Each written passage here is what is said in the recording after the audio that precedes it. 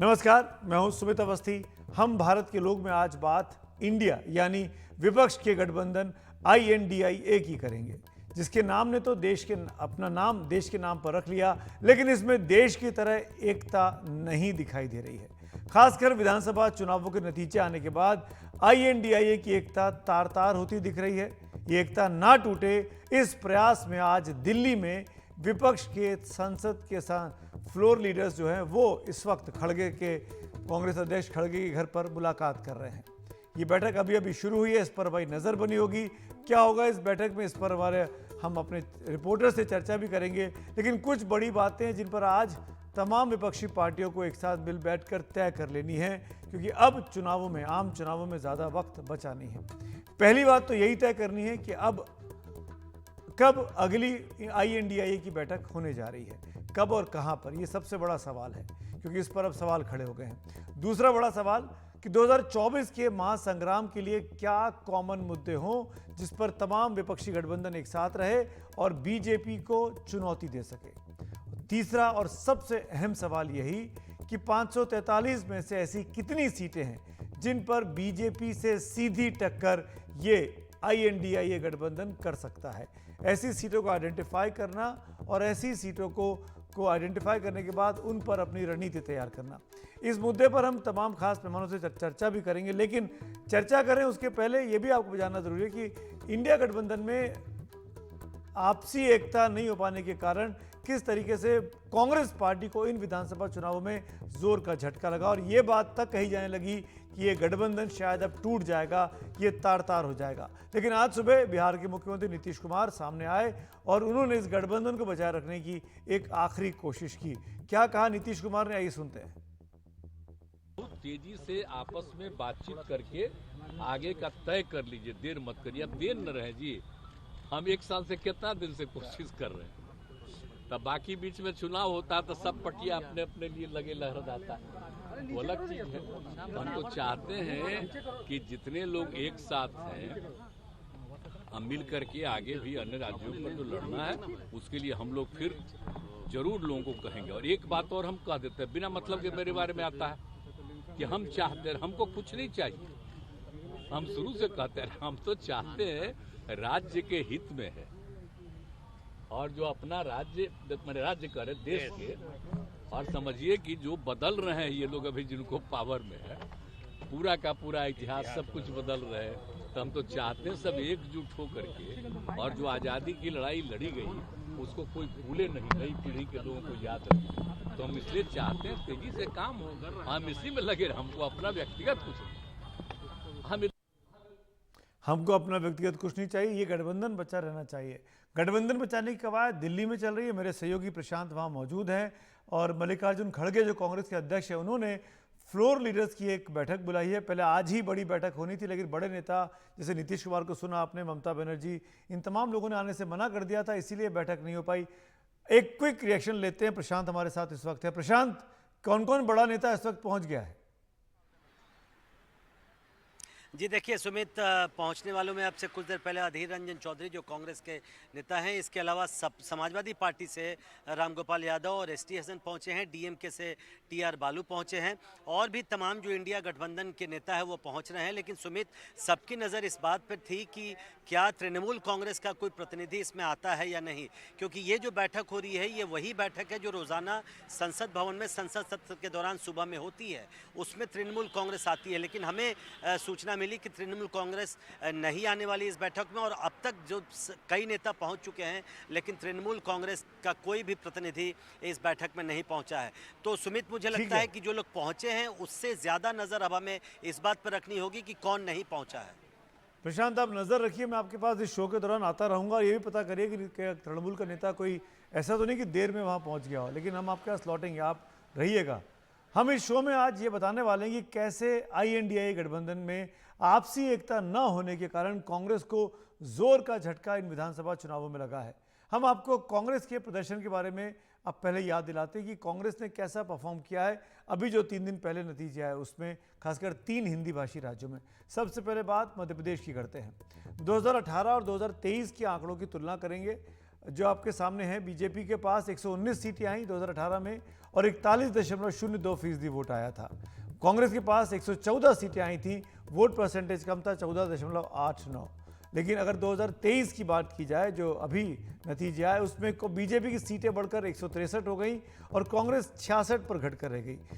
BJP का vote percentage 48.55% हो गया और कांग्रेस का वोट परसेंट लगभग बराबर ही रहा, नहीं जितना 5 साल पहले था। सीटें लेकिन बड़े पैमाने पर कांग्रेस की कम हुई। माना जाता है कि बीजेपी का वोट प्रतिशत जबरदस्त इसलिए बढ़ा क्योंकि अदर्स यानी छोटी पार्टियां, थर्ड पार्टियां जो होती हैं, उनका और निर्दलीय के खाते का जो वोट था वो बीजेपी के साथ जुड़ गया जाके, और उसका फायदा ये हुआ कि बीजेपी के 163 लोग जीत गए। राजस्थान की बात करते हैं। राजस्थान के भी अगर दोनों चुनावों के आंकड़े देखें, 18 के और 23 के, तो आपके सामने हैं। 18 में बीजेपी को 73 सीटें आई थी, 38.77% वोट मिला था। कांग्रेस को 100 सीटें आई थी और 39.30% वोट मिला था। और अगर 23 की बात की जाए तो बीजेपी की सीटें 73 से बढ़कर आगे चली जाती हैं 115 पर, और कांग्रेस की सीटें 100 से घटकर 69 पे आ जाती हैं। बीजेपी का वोट परसेंटेज बढ़ता है 41.69 और कांग्रेस का 39.43। यहाँ भी कांग्रेस का वोट प्रतिशत लगभग बराबर रहा, थोड़ा सा बढ़ा ही है, भले ही सीटें कम हो गई हों, पर बीजेपी ने फिर अपने खाते में अदर्स की और इंडिपेंडेंट के लोगों के वोटों को पाया और उसको बड़ी जीत मिल गई कांग्रेस के मुकाबले। छत्तीसगढ़ की बात करता हूं। छत्तीसगढ़ के आंकड़े भी देखिए, 2018 और 2023 के आमने सामने के। 18 में बीजेपी के पास 15 सीटें थी, 33.0 वोट था, और कांग्रेस के पास 68 सीटें थी और 43% वोट था। अब 2023 में परिस्थितियां पलटी और ऐसी पलटी कि बीजेपी के पास 54 सीटें हैं 15 से बढ़कर, और कांग्रेस 68 से घटकर 35 पे आ गई है। बीजेपी का वोट परसेंटेज बढ़ रहा है, कांग्रेस का वोट परसेंट लगभग उतना ही जितना कि 5 साल पहले था। फिर वही बात कि जिस तरीके से अदर्स को और निर्दलियों के खाते में जाने वाले जो वोट थे वो बीजेपी के साथ जुड़े, उसने बीजेपी को बड़ी सीटें दिला दी, और कांग्रेस वोट परसेंटेज इंटैक्ट रहने के बाद भी अपनी सीटें नहीं बढ़ा पाई। तो अन्य दलों के मुकाबले में ये जानना बहुत ज़रूरी है, ये जो छोटे दल थे उनका बड़ा इंपॉर्टेंट रोल रहा इस खेल को बिगाड़ने में, खासकर कांग्रेस के लिए। कैसे छोटे दलों ने, चाहे वो सपा हो, चाहे वो आम आदमी पार्टी हो, चाहे वो गोंडवाना गणतंत्र पार्टी हो, चाहे वो बीएसपी हो, इन पार्टियों ने जो वोट पाए उसने नुकसान बीजेपी से ज़्यादा कांग्रेस का किया। कैसे? आंकड़े आपके सामने हैं, 2023 के आंकड़े हैं।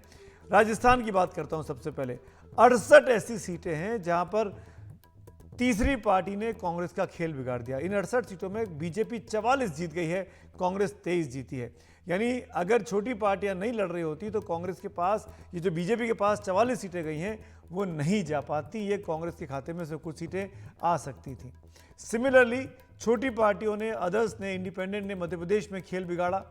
वो देखिए 63 सीटें ऐसी थी मध्य प्रदेश में जो अगर थर्ड पार्टी नहीं होती तो कांग्रेस को फायदा पहुंचाती। थर्ड पार्टी के होने से बीजेपी 35 सीटें जीत गई, कांग्रेस के खाते में 28 सीटें आई। अगर ये थर्ड पार्टीज या इंडिपेंडेंट नहीं लड़ रहे होते तो फायदा कांग्रेस को मिलता और ये 28 का आंकड़ा कांग्रेस का कहीं ज्यादा हो सकता था। छत्तीसगढ़ में भी खेल कुछ ऐसा ही रहा।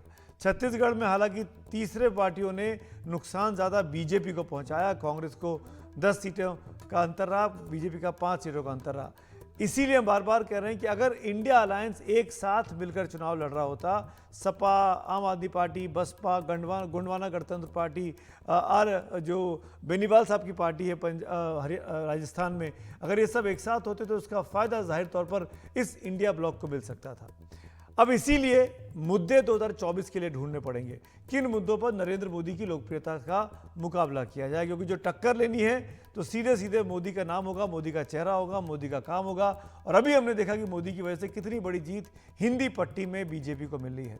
विपक्षी पार्टियों का अभी तक का जो जितना भी प्रचार था वो केवल मोदी विरोध पर था, यानी इंडिया ब्लॉक जो बना वो मोदी को हटाना है, मोदी को सत्ता में नहीं लौटने देना है, इस एजेंडे पे चल रहा था। इसी से मोदी के हारने की उम्मीद विपक्ष लगा रहा था कि हम सब एक हो जाएंगे तो हम मोदी को हरा पाएंगे। नाकाम जो मुद्दे रहे ये आपके सामने हैं, जिसको बार बार विपक्ष उठाता रहा, इंडिया ब्लॉक उठाता रहा जब से इंडिया ब्लॉक बना है। और इसीलिए अब विपक्ष के पास एक बहुत बड़ी चुनौती है कि वो ऐसा सकारात्मक और पॉजिटिव एजेंडा देश को दे कि वो मोदी को हराने नहीं बल्कि अपनी सरकार इन मुद्दों पर बनाना चाहते हैं ताकि देश हित में ये काम कर सके। अभी तक के जो मुद्दे थे, जाति जनगणना हो गया, एजेंसी का मिसयूज हो गया, महंगाई हो गया, ये तमाम मुद्दे पीछे छूट गए। इससे कोई फायदा मिलता, कम से कम इन चुनावों के नतीजे दिखाते हैं, विपक्ष को नहीं मिल रहा है। मेरे पास दो खास मेहमान बने हुए हैं, उनके पास चलेंगे सीधे। रशीद किदवई साहब और रेणु मित्तल जी, आप दोनों का बहुत बहुत स्वागत है। दोनों वरिष्ठ पत्रकार हैं और सालों से कांग्रेस पार्टी की नब्ज को टटोलते रहे हैं। रेणु जी, पहला सवाल मेरा आपसे, क्या आज हम जब बात कर रहे हैं, अब से लेकर मात्र 3 महीने का वक्त बचा है, फरवरी मार्च में तो चुनावों की घोषणा हो जाएगी, आपको लगता है कि कोई ऐसी तैयारी है जिससे विपक्ष मुकाबला कर पाएगा नरेंद्र मोदी का? देखिए, एक ही ऑप्शन है विपक्ष के पास, वो है कि अपनी ईगोस को सिंक करके एक दूसरे की तरफ हाथ बढ़ाकर कॉम्प्रोमाइज करें और साथ में बैठ के चुनाव इकट्ठा लड़ें। क्योंकि एक जो फ्रेगमेंटेड वोट है उसके अंदर फायदा सिर्फ बीजेपी को है और मोदी जी को है। और इसमें जो है मोदी जी अपनी पूरी कोशिश करेंगे कि किसी न किसी तरीके से ये अलायंसेस ना हो।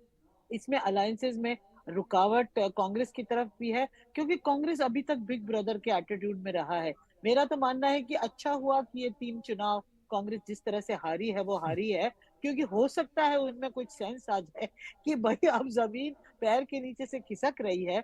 अगर असेंबली इलेक्शन में भी मोदी जी का नाम चलेगा तो सोचिए लोकसभा में क्या होगा। लोकसभा में ठीक तो है, फिर ये वाइप आउट की स्थिति पे ही पहुंच जाएंगे। तो इस बिल्कुल। मैं एक सिचुएशन में रशीद अगर भाई का अब भी ये रिएक्शन इकट्ठा लेता हूँ। नहीं रेणु जी, होगा। आप रहिए मेरे साथ। इंटरेस्टिंग बात आपने हाँ। की कि ये चुनाव हार कर लगता है कि फायदा हो गया आईएनडीआईए ब्लॉक का। क्या कहेंगे रशीद भाई, क्या चुनाव हारना, क्योंकि कांग्रेस अगर चुनाव जीत जाती तीनों राज्यों में या 3 में से 2 में भी, तो उसका बिग ब्रदरली एटीट्यूड हो जाता, फिर वो छोटी पार्टियों को इंपॉर्टेंस नहीं देती। क्या ये ठीक हुआ विपक्ष की एकता के लिए? देखिए सुमित, देखिए कांग्रेस जो है वो एक कमजोर कड़ी एक बार फिर साबित हुई है, क्योंकि वो भाजपा को हरा नहीं पाई। देश में ऐसी 200 से ज्यादा लोकसभा सीटें जहां कांग्रेस का मजबूत होना जरूरी है, चाहे वो इंडिया अलायंस के लोग पसंद करें या ना करें। इंडिया अलायंस में इन चुनाव से पहले एक आत्मविश्वास था और उनको लग रहा था कि महाराष्ट्र में, बिहार में, बंगाल में, कर्नाटक में, 4 राज्यों में आराम से जो है भाजपा को घेरा जा सकता है और भाजपा की सीटें 50-60 सीटें लोकसभा में कम की जा सकती है। लेकिन वो अब आत्मविश्वास जो है वो डावाडोल हो गया और इसी वजह से मुझे लगता है कि जो इंडिया अलायंस में जो छोटे दल हैं उनमें जो नरेंद्र मोदी जी या जो भी मतलब भाजपा सरकार का जो भी तंत्र के जो अपनी तरफ खींचने का या तोड़ फोड़ करने का, फूट जी, डालने के जो प्रयास होंगे, उसकी कामयाबी के चांसेस एकदम से सुमित मैं कहूंगा 50% से ज्यादा बढ़ गए। तो अब एकता बनाए रखना असंभव तो नहीं है, लेकिन मुश्किल बहुत हो गया है। रेणु जी, मैं आपसे स्पेसिफिकली एक मुद्दा पूछना चाहूँगा। जातीय जनगणना को बहुत बड़ा मुद्दा बनाया गया इन चुनावों के पहले से लेके अब तक। कांग्रेस जिस मुद्दे से भागती थी 10 साल पहले, आज कांग्रेस ने वही मुद्दा, वही रणनीति अपनाई जो वीपी सिंह के समय पर वीपी सिंह करते थे, वो काम आज राहुल गांधी कर रहे हैं। लेकिन मेरा सवाल आपसे ये है, जातीय जनगणना पर आपको लगता है कि ये मुद्दा पीछे छूट गया, अब विफल हो गया इन चुनावों के नतीजों के बाद? और अगर हाँ, नहीं तो फिर ऐसा कोई मुद्दा है जिस पर विपक्ष को घेर सकते हैं राहुल गांधी या विपक्ष? नहीं नहीं नहीं, बिल्कुल विफल नहीं हुआ। ये मुद्दा वही है जहां था, और इस मुद्दे का इस चुनाव में वो ठीक से यूज नहीं कर पाए कांग्रेस पार्टी। क्योंकि कांग्रेस पार्टी का हाफ बेक्ड स्कीम्स होता है। किसी ने राहुल को समझा दिया कि हाँ ये कास्ट सेंसस है, इससे इससे क्या होगा कि कोई और तरीका नहीं है। जो जो जो डिवाइड, वर्टिकल डिवाइड बीजेपी ने इस देश में क्रिएट की है, ये हिंदू मुस्लिम करके, उसको आप कैसे काउंटर करोगे? जो जी, पोलराइजेशन हुआ है वो कास्ट से ही हो सकता है। और ये कास्ट सेंसस एक आइडिया था, अच्छा आइडिया था, जिसका इम्प्लीमेंटेशन ठीक नहीं हुआ। क्योंकि राहुल गांधी पूरी तरह से अपने आइडियाज को इम्प्लीमेंट नहीं करते, कहीं से कुछ जी, समझ लेते हैं। कोई जो सेंसिबल पॉलिटिशियंस हैं वो अगर इस इशू को टेकअप करेंगे और वो होगा, वो ही एक काउंटर है। तभी तो बीजेपी देखिए लगातार कास्ट सेंसस को अपोज कर रही है, और ठीक ऑपोजिशन है। जो है रेणु जी, इसकी एक क्विक सपोर्ट में रिएक्शन जा में रही है। रशीद भाई का ले लेता हूं, वक्त की कमी है। रशीद भाई, एक मुद्दा जो बीजेपी के सामने खड़ा हो सके, क्योंकि फ्रीबीज चली नहीं, कास्ट सेंसस जैसा कि इसका ठीक से इस्तेमाल नहीं किया, आपके हिसाब से कौन सा मुद्दा एक हो सकता है? देखिए सुमित, जिस तरीके से नरेंद्र मोदी पहले कहा जाता था कि सांसदों को जिता सकते थे, अब वो विधायकों को भी जिता रहे हैं। तो अब समस्या इंडिया अलायंस के सामने सबसे बड़ी है कि चेहरे की समस्या है। बिना चेहरे के काम नहीं चलेगा। मोदी के ऊपर अगर हमला करते हैं तो उसका नुकसान होता है, और मोदी के ऊपर अगर हमला नहीं करेंगे तो मोदी जी का और जो है अपना उनका जो पराक्रम है वो बढ़ता जाएगा। ये सबसे बड़ी चुनौती है चेहरे की। बिना मतलब जो इंडिया अलायंस के कोऑर्डिनेशन का या प्रधानमंत्री के चेहरे के बिना मुझे लगता है कि इंडिया अलायंस की दाल बिल्कुल नहीं गलेगी। चलिए, बहुत बहुत वक्त की कमी, माफ़ी चाहूँगा रशीद भाई और Renu ma'am, thank you so much वक्त निकालने के लिए।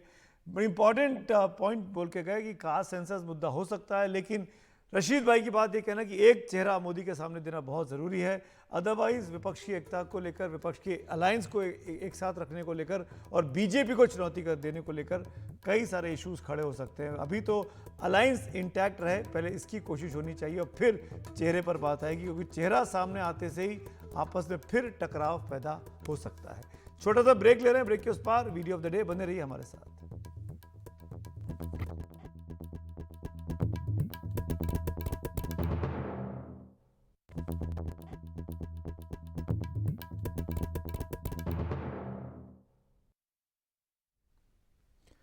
आपको एक बार फिर से स्वागत है। आपको बता दें कि आप एक और वीडियो ऑफ द डे में खबर आ रही है। इस वक्त यूनेस्को ने एक अवार्ड दिया है गुजराती गरबे को। इस गरबे को कहा गया मानवता की अप्रत्यक्ष धरोहर में शामिल किया गया है, जिसको अंग्रेजी में अगर पढ़ा जाए तो intangible cultural heritage of humanity, ICH। Gujarati गरबे को यूनेस्को ने इसमें शामिल किया है। वाकई में भारत के लिए और ख़ासकर गुजरातियों के लिए एक बड़ा फ़ख्र और उम्दा पल है। तो वीडियो ऑफ द डे और साथ साथ हम भारत के लोग में इतना ही, लेकिन वक्त ब्रेक का, ब्रेक के उस पार खबरें जा रही है, बने रहिए हमारे साथ।